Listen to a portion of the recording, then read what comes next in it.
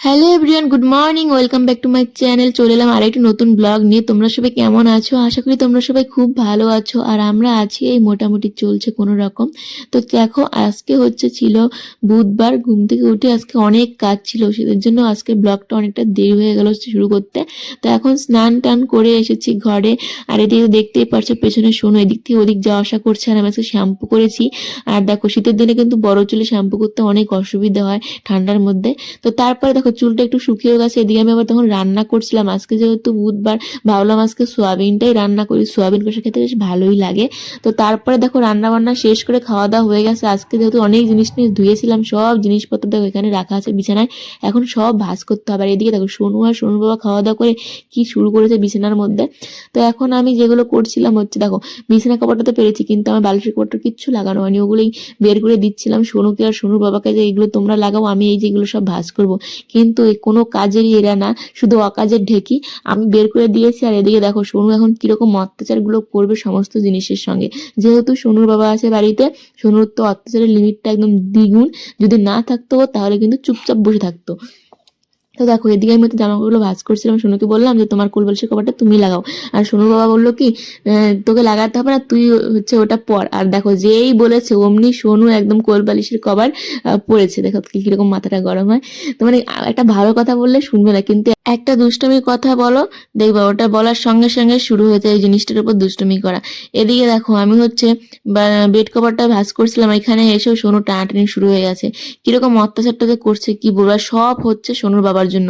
ও যদি এখন না থাকতো তাহলে দেখতে চুপ করে বসে থাকতো, আর ও থাকলে না যত লাইটে পেয়ে যায় সোনু। আর এদিকে দেখো আমি সোনুর বাবাকে বলছিলাম যে একটু বালিশের কভারগুলো তুমি লাগাও, আমি এতগুলো জিনিস ভাঁজ করছি, অনেকটা দেরি হয়ে যাবে, এরপর সোনুকে ঘুম পাড়াতে হবে। আর ওইদিকে দেখো সোনুর বাবা কি করছে।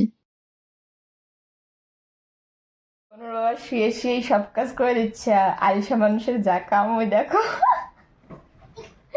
শুয়ে শুয়ে যে সোনুর বালিশের কভার লাগানো হয়ে গেছে, এখন আমাদের বালিশগুলো লাগাচ্ছে, দেখি পারে কিনা। আর সোনুকে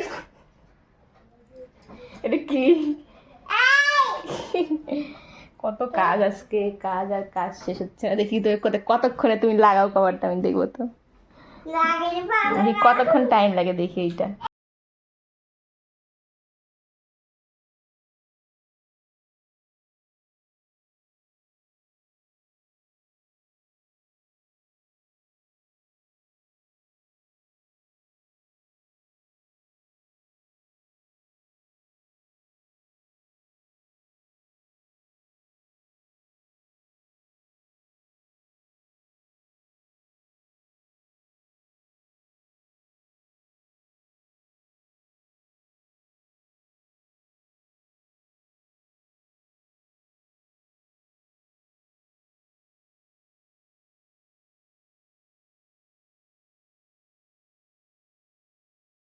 তখন বাজছিল বেলা 12টা, আর সোনুর বাবা ভেবেছিল একটু ঘুমোবে, 1টার দিকে কাজে যাবে, কিন্তু সোনুর যে অত্যাচার সেটা আর পারলো না, বেচারা কাজে চলে গেছে। আর এদিকে দেখো এক চুটকিতে পুরো বিছানা একদম পরিষ্কার পরিচ্ছন্ন করা হয়ে গেছে।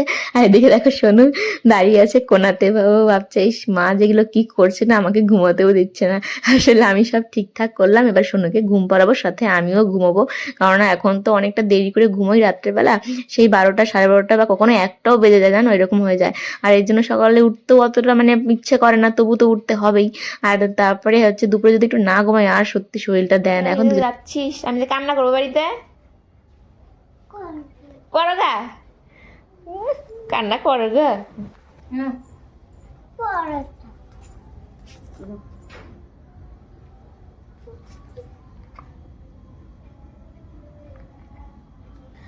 তো দেখো এখন বাজে রাত 8টা 15, আর সোনু চলে গেল আমাকে একা রেখে। ওকে ভাত টাত খাইয়ে পাঠিয়ে দিলাম। আর মা আজকে এসেছিল না হলেও 7 মাস পরে আমাদের বাড়িতে। ওই আমি যাচ্ছিলাম না বলেই মা আসছে, নাহলে আর আসতো না। তো যাই হোক, সোনু তো চলে গেল, এখন আমার বাড়িতে কিছু করার নেই, একা একা ভালোও লাগবে না। খাওয়া দাওয়া করে ঘুমিয়ে পড়বো আর কি। সোনুর বাবা আসবে সেই রাত 11টা, এতক্ষণ একা একা কি করব, কিছুই নেই করার। তো চলো, আজকের মতো এই ব্লগটা এই পর্যন্ত রাখছি। তোমাদের কেমন লাগলো অবশ্যই একটা কমেন্ট করো, ভালো লাগলে লাইক করো, চ্যানেলটি সাবস্ক্রাইব করার পাশে থেকো। Tata, good night.